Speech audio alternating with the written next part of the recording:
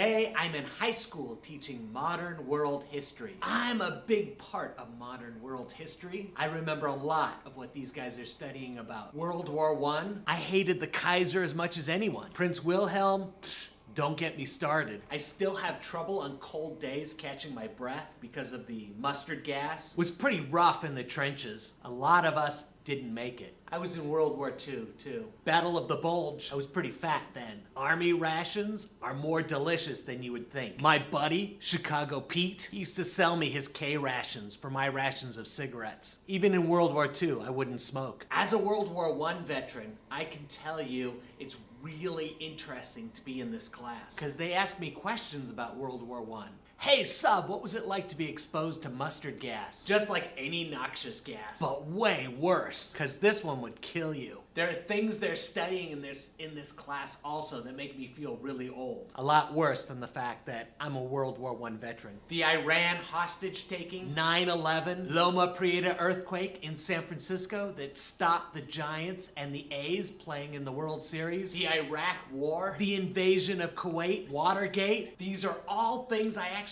know about. I've seen, I remember. This is really freaky. I'm like an actual human fossil, a living piece of history. People can ask me where I was when I found out about 9/11. Shaving. People can ask me if I remember when we invaded Kuwait. Where was I? What was I doing? Shaving. When you found out the Supreme Court allowed George W. Bush to be President of the United States. Where were you? What were you doing? Most historical events involve me being in the bathroom, either shaving or reading a magazine. What's most freaky about being a living fossil? The kids' textbooks. They have pictures from the 70s and the 80s and the 90s, and all those pictures look incredibly normal to me because I see everything in black and white after the tragedy of World War I. It all looks the same to me. I dress the same way I always have. Jeans, shirt, tennis shoes. Whether it was the 80s, the 90s, the 20s, the 21s, I always dress like I'm on vacation. Life of a sub.